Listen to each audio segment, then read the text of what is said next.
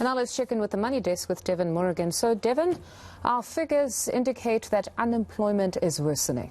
It is, sadly, and the numbers today showing us that unemployment increasing from September, or rather from October to December, to 35.3%. What does this mean in numbers? 7.9 million people out of work in the country. The expanded jobless rate, which includes discouraged workers not actively seeking employment, that rate's up to 46.2%, 12.5 million people out of work. I want to bring in Kevin Lings, he's the chief economist at Stanlib. So, Kevin, I mean, no doubt we weren't expecting a better picture. This is a chronic problem in South Africa, but a very, very sad one, isn't it? So the numbers once again confirming that joblessness is on the rise in South Africa.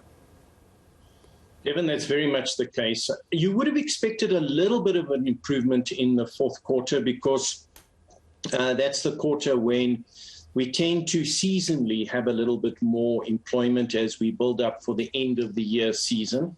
Obviously, that was impacted negatively by COVID and the fact that we still had lockdown restrictions relating to sporting events and various entertainments. We tend to employ quite a lot of people at the end of the year relating to just those two activities alone. So, yeah, very disappointing. But as you say, the overall picture remains incredibly bleak. We're just not adding jobs at a decent pace. Obviously, we've got around 600,000 people that enter the labor market new every year. So to stop this unemployment rate going up, we need to create in excess of 600,000 jobs a year. And if you look over the last year, we lost almost 700,000 jobs. So we're going backwards. And under those circumstances, the unemployment rate will just keep rising.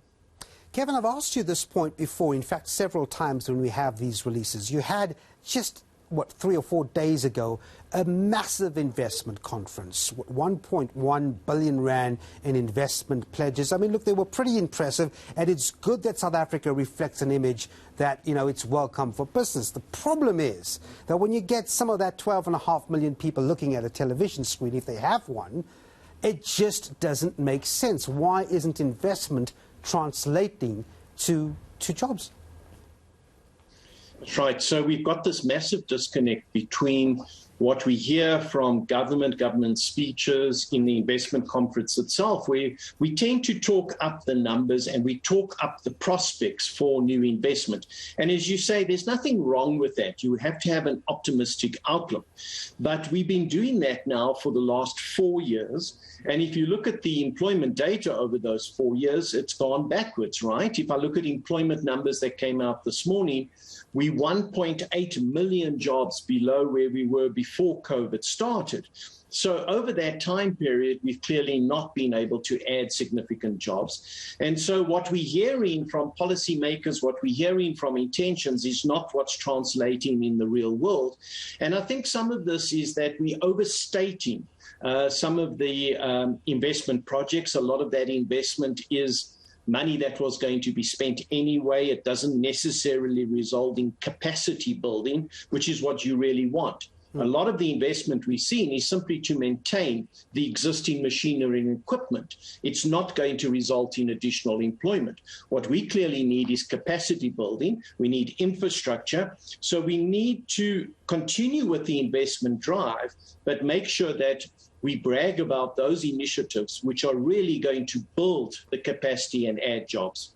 I was looking at one particular figure this morning when those figures were released by Stats SA, graduate unemployment. Now, these are a bunch of graduates that have got their degrees, but they simply can't find work. The unemployment rate in that category is 11.8%. Now, it does tell me a little bit more about the absorption capacity of this economy.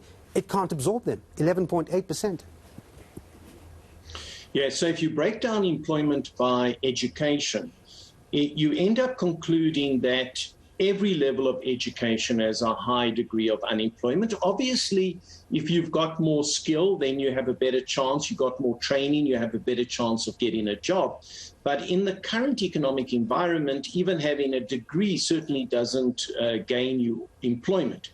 What we do know, though, as a positive is that Once people have a job and they've got experience, if they then lose their job, they definitely have a higher ability to re-enter the labor market. So for me, what stands out is getting people their first job opportunity and getting them some decent experience. Once you get that, then you are in a better position in terms of the labor market. But we've got a huge number of people that leave school, leave university, leave college.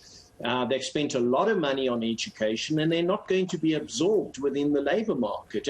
And perhaps there's a mismatch of skills that is contributing to that. But fundamentally, we just don't have enough fixed investment at every level going on in this country, whether it's government, whether it's private sector.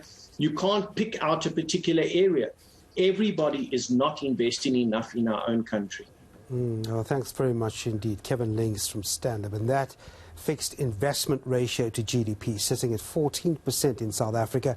It should be anywhere between 25 and 30% to make a decent dent in that unemployment number that we've